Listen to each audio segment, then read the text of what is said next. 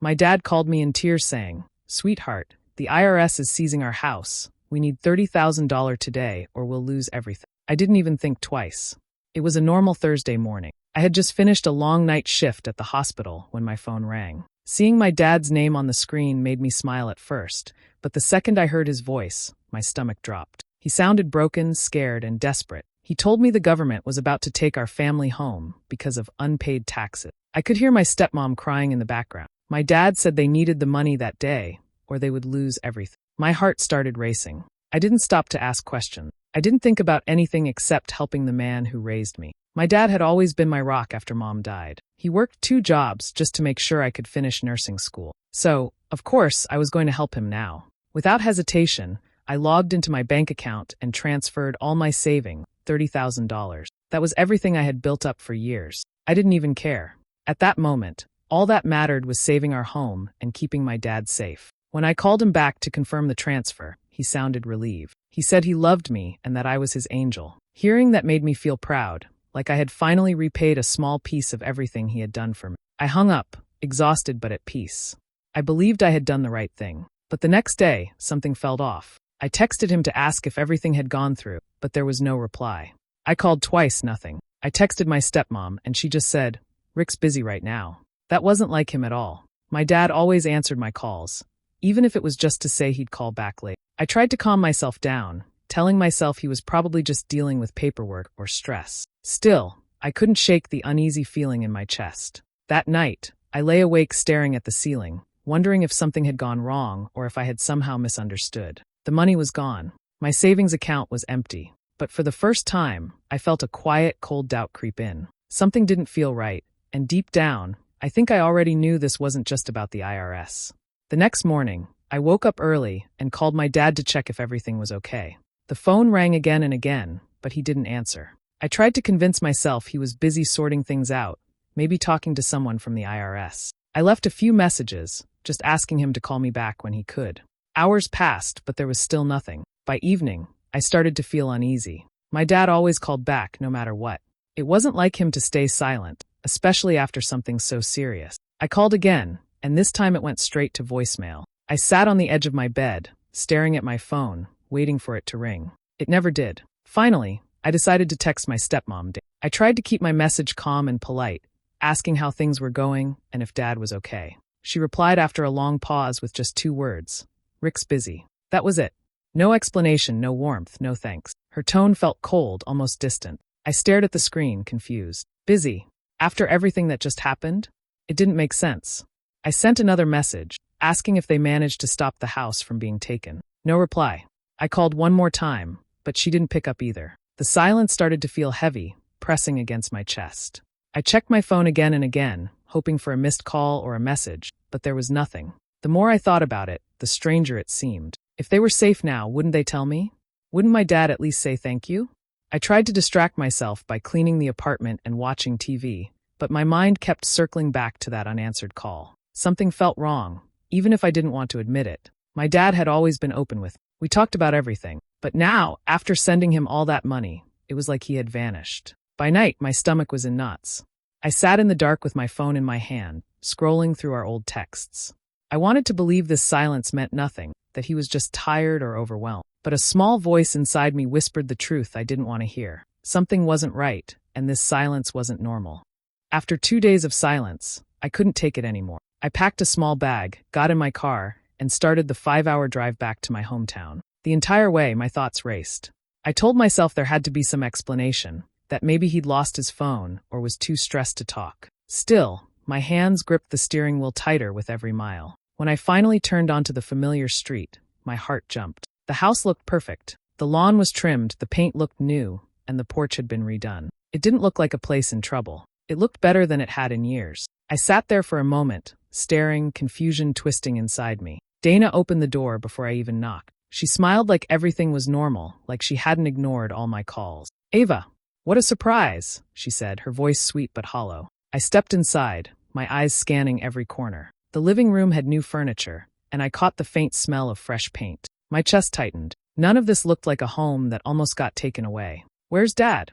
I asked, trying to keep my voice steady. She said he was in the backyard. When I walked out, he was sitting at the patio table, sipping coffee like it was just another morning. He looked up, startled to see me. "Hey, sweetheart," he said softly, but he wouldn't meet my eyes. I sat down across from him, waiting for him to say something, anything. He talked about the weather, about how nice the renovations turned out, but not a word about the crisis that had torn me apart for days. Finally, I couldn't hold it in. "Dad, what's going on?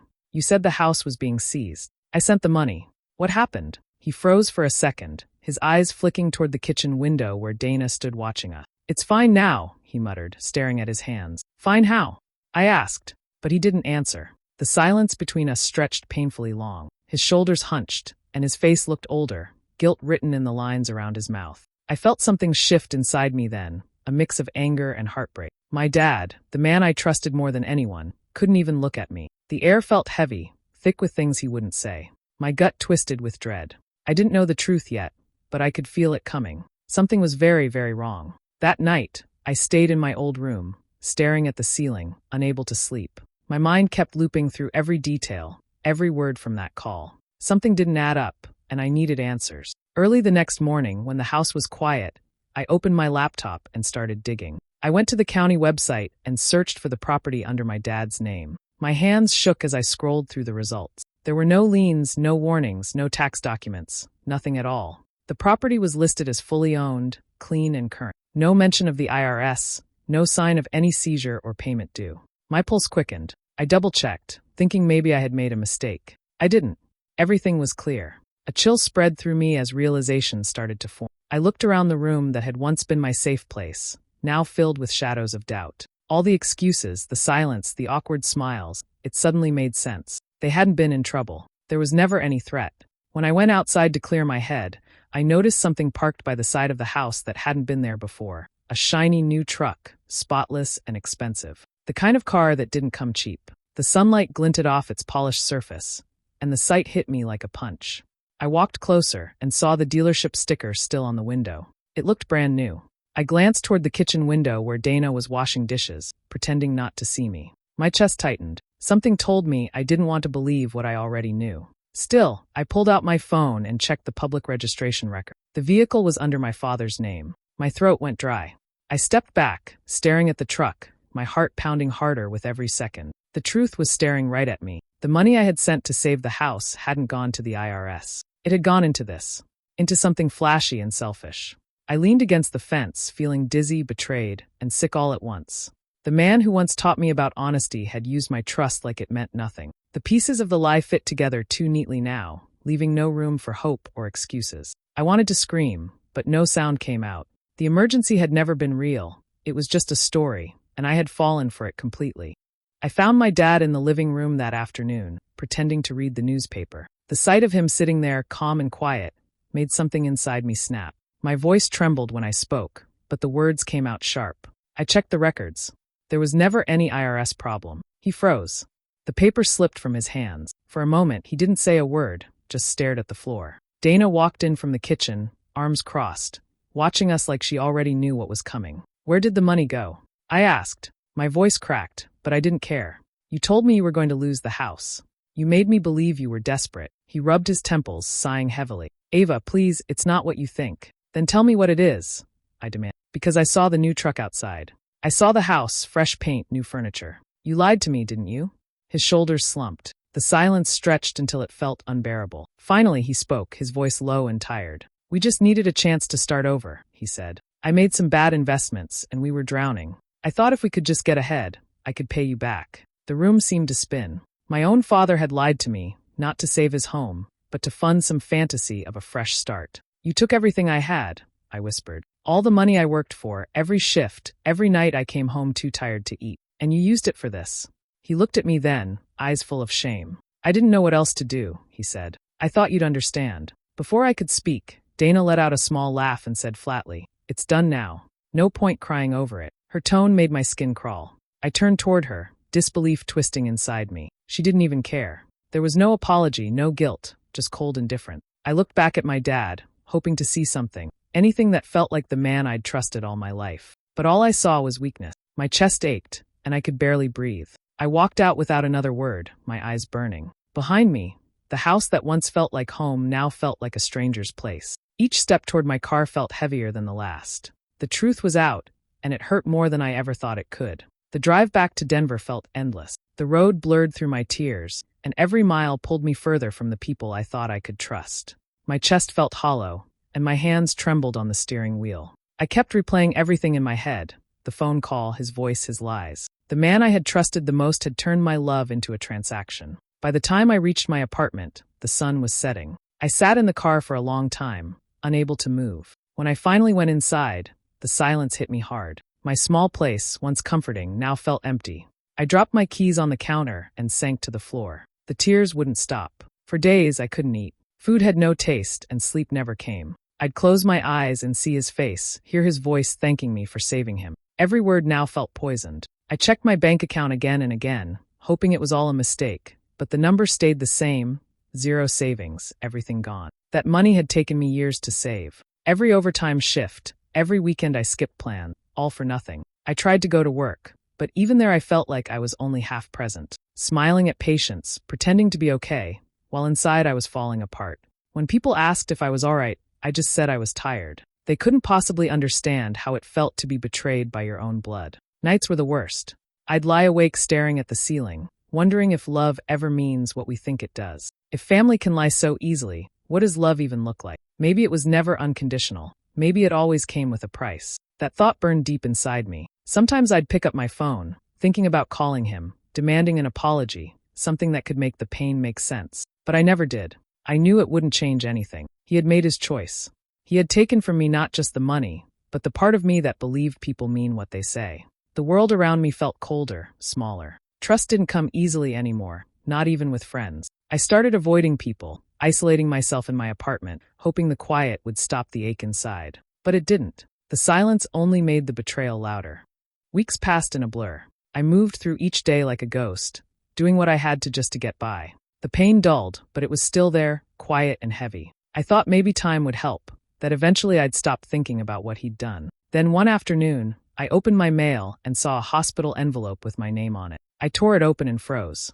It was a bill. The amount was more than I could handle. Normally, I would have just paid it from my savings, but that money was gone. My throat tightened as I stared at the numbers. The room seemed to shrink around me. All those years of working overtime, of saving for emergencies, and now when I actually needed it, there was nothing left. Because of him, I sank into the chair, clutching the paper. The sadness that had been sitting inside me for weeks shifted into something sharper. It wasn't just pain anymore. It was anger. Not the loud kind, but the kind that builds deep inside and burns steady. That moment changed something in me. I had spent my whole life trying to be kind, to do the right thing, to take care of people. I believed that love and goodness would always come back around. But now, all that trust had been used against me. I realized no one was going to save me. I had to save myself. I folded the bill and set it on the table. My tears had dried. My hands were steady.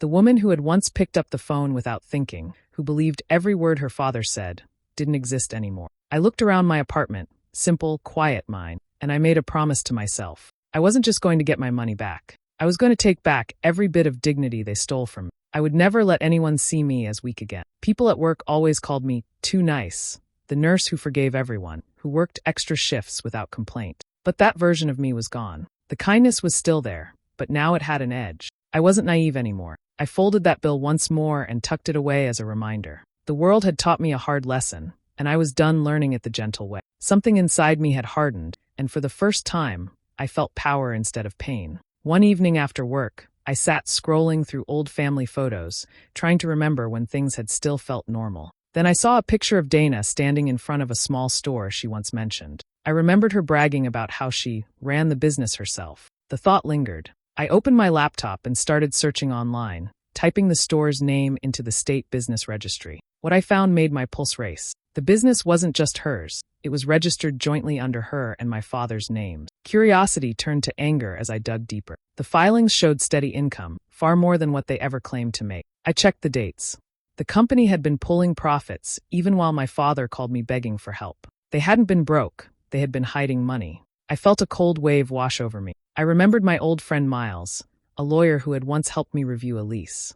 I called him that night and told him everything. He listened quietly, then said, "If what you're saying is true, there's a paper trail. And if your money went into their personal use, you have a case." His calm voice steadied me. The next day, I met him after my shift. We sat in a small coffee shop while he helped me draft the paperwork for a small claims case. He explained how the law doesn't look kindly on fraud, especially when money is obtained under false pretenses. We filed the case quietly, without warning them. It wasn't about revenge anymore, it was about justice. But I wasn't done. Miles mentioned something about tax reporting. If they were hiding income through that business, it wouldn't just hurt me, it could catch the attention of the state. That night, I gathered every document, screenshot, and record I could find, then sent an anonymous report to the tax board. Afterward, I sat back in my chair, the room dim except for the glow of my computer screen. My heart was steady for the first time in months. I didn't smile, but I felt calm. There was no yelling, no satisfaction, just quiet certainty. I didn't tell anyone what I had done. I went to work, came home, and waited. Life moved normally on the surface, but underneath something had shifted. The wheel was turning, slow but certain. They had taken advantage of my kindness, but now the truth was working its way back to them. Karma doesn't shout, it whispers, and I knew they'd hear it soon enough.